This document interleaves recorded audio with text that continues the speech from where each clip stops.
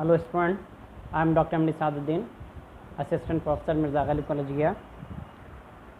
आज BBM second year जो topic है अकाउंटिंग इक्वेशन, बेसिक कॉन्सेप्ट इसमें मैंने बता दिया। आज थोड़ा अगला कदम बढ़ेगा हमारा, और मैं बताऊं आपको कि अकाउंटिंग इक्वेशन में डेबिट में कौन कौन से आइटम्स हो सकते हैं, क्रेडिट में कौन कौन से आइटम हो सकते हैं, या ऐसा कह लें कि एसेट्स में कौन कौन से हो सकते हैं और लायबिलिटीज़ में कौन कौन से आइटम्स होंगे। एसेट्स की बात कर लूँ मैं तो गुडविल है, लैंड एंड बिल्डिंग है, प्लांट एंड मशीनरी है, फर्नीचर्स हैं, स्टॉक्स हैं, इन्वेस्टमेंट हैं, डेटर्स हैं, bills receivable, prepaid expenses, bank and cash. Liability में बात कर लूँ तो capital, reserve and surplus, loan, bank overdraft, cash overdraft, creditors, bills receivable, bills payable, outstanding expenses, income received in advance. ये तमाम आइटम्स अकाउंटिंग इक्वेशन में liability side में होंगे। मतलब कहने का इसके दो पार्ट्स हो गए, एक एसेट्स और दूसरा लायबिलिटीज़। एसेट्स में जो आइटम्स होंगे वो मैंने आपको बता दिया, ना हो तो आप लोग लिख लेंगे। उसके क्रेडिट में कौन कौन से आइटम होंगे ये भी मैंने बता दिया, ना हो तो उसको आप लोग राइट डाउन कर लेंगे, लिख लेंगे। Type of transactions affecting accounting equation, लेन देन समीकरण या लेखांकन समीकरण को इफ़ेक्टिव बनाने वाले जो आइटम्स होंगे उनकी चर्चा होगी। इसको दो हिस्सों में हम लोग तकसीम करते हैं, डिवाइड करते हैं, बांटते हैं। दो इसके भाग होंगे।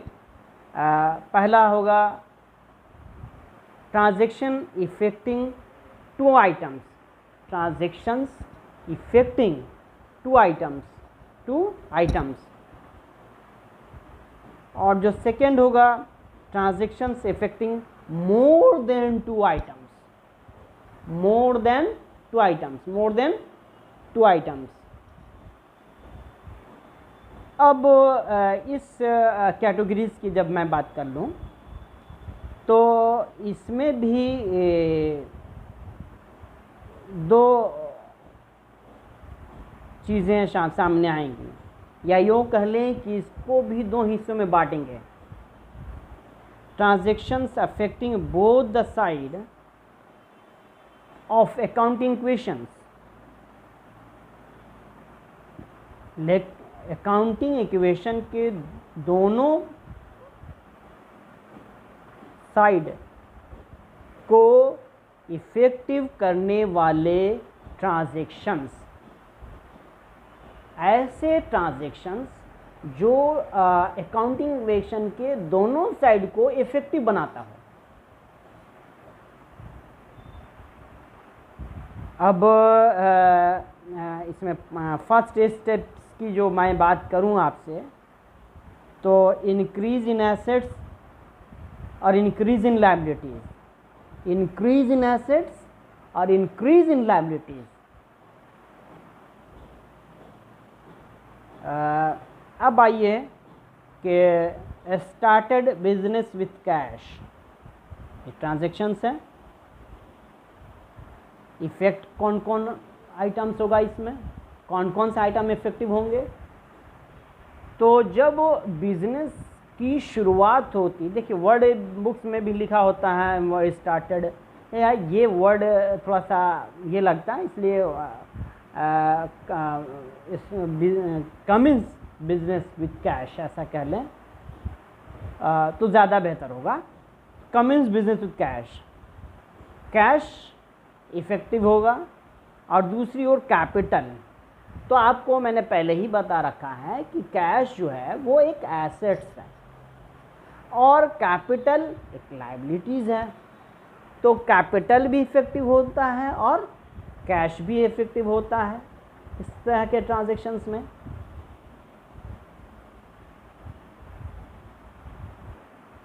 हमने देखा कि दोनों पक्ष प्रभावित होते हैं, इफेक्टिव होते हैं। Transaction effecting both the side of accounting questions. Second जो है credit purchase of goods, when goods purchase from creditors, when goods purchase, you may say that when credit purchase of goods, the stock and creditors both are effective each other. You may say that a stock is effective. A stock is an asset, yes, and creditor is effective. Creditor is liabilities. इसमें हम लोग cash जब हम लोगों ने credit purchase किया, उधार में हमने माल ख़रीदा, तो उससे दो इफ़ेक्ट हुए, दो आइटम से इफेक्टिव हुए। एक तरफ स्टॉक बढ़ा, दूसरी तरफ लायबिलिटीज़ बढ़ी, क्योंकि आपने उधार ख़रीद रखा है। तो क्या हुआ कि दोनों में इजाफा हुआ, लायबिलिटीज़ भी बढ़ी तो एसेट्स भी बढ़ा। दोनों चीज़ें both are equal increase in this types of transactions.